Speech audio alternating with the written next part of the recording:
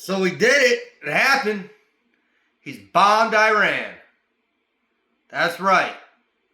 As about an hour and 45 minutes ago, we have bombed 3 nuclear sites in Iran.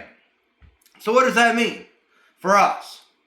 That means this is going to be an ongoing war.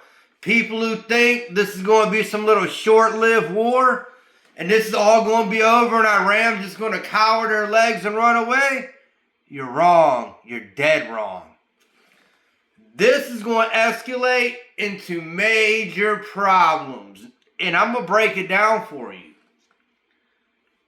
We're going to end up paying for the price of gas is going to go through levels we've never seen before.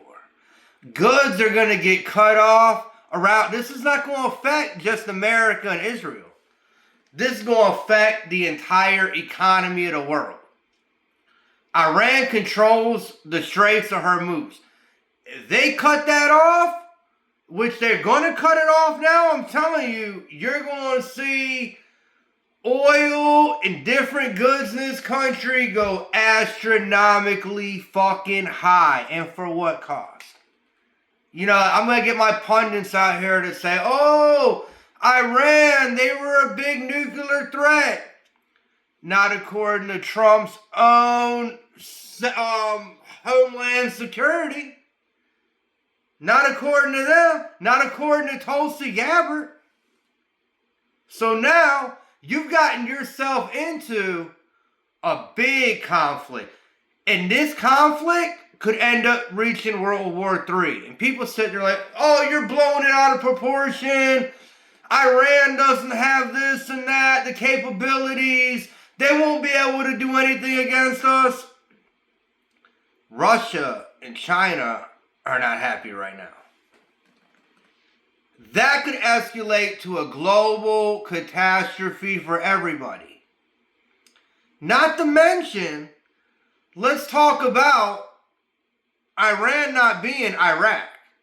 Iraq was 1/3 the size of Iran. Iran has over 100 million people living there. They've got some of the most intelligent and technologically savvy people in the world. You don't believe me? Look it up.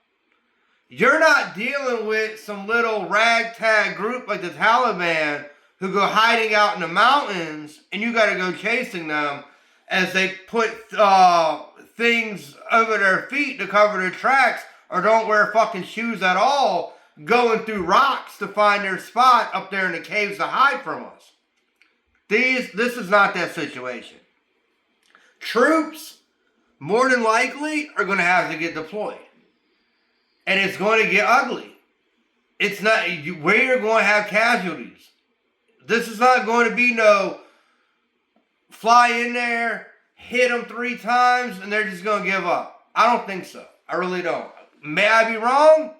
Possibly, but I think this is going to open a Pandora's box, and it's going to escalate into a bigger situation that we're going to get ourselves into for a long period of time. I think it's going to go on to the next presidency, and maybe the next one after that. This could be another Afghanistan, Iraq, as far as time and money type of situation here. You know, at a conservative estimate, you're talking about Iraq, Afghanistan, Syria, Yemen, Somalia. Those are just 5. At a conservative estimate, they say we've spent over $10 trillion in those conflicts. Not million, not billion, trillion with a T. $10 trillion conservatively we've spent in those 5 different locations. And for what? And for what? What did we do in Afghanistan? What did we do? We were there 2 decades, spent trillions of dollars that we could have spent right here in this country, like I've said in previous videos. But instead, we spent money in their fucking countries with no return. No return. The only ones that ever win are the military-industrial complex motherfuckers.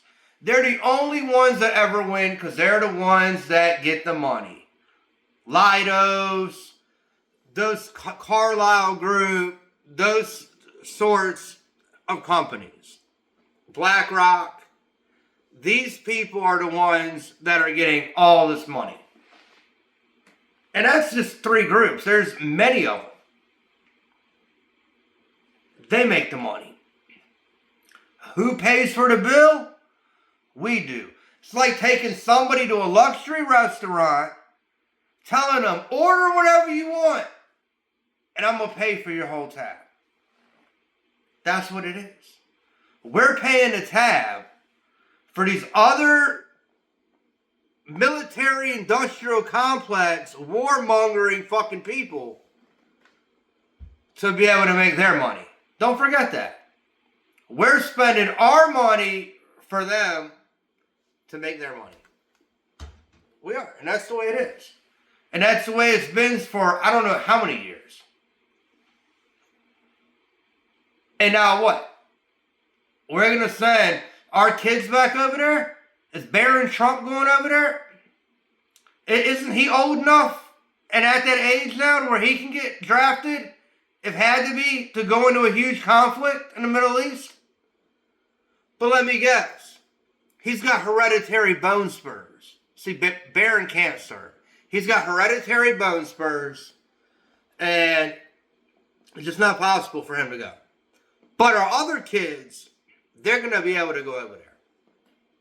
Our poor kids, those are always the kids that end up getting sent over to war.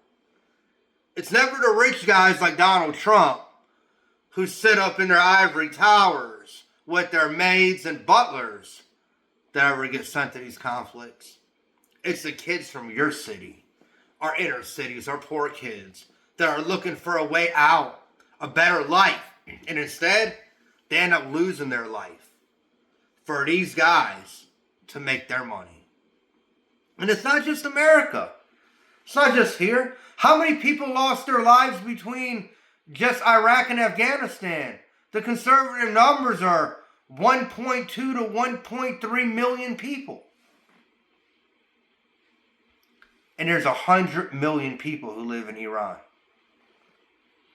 You think they're just going to sit back and not do anything? You think so? I don't know about that. I have my doubts that this is going to be one of those things, like I said. You're just going to hit them and all of a sudden you're just going to cower down and say, I'm done. I'm over. You got me. That's it. No repercussions. No retaliation. We just give up. Maybe I'm wrong. You tell me what you think. Hey, this is Talking with Tommy. I appreciate all you guys. Please like, share, and subscribe. It helps the channel out immensely. And I'll talk to you later. Bye.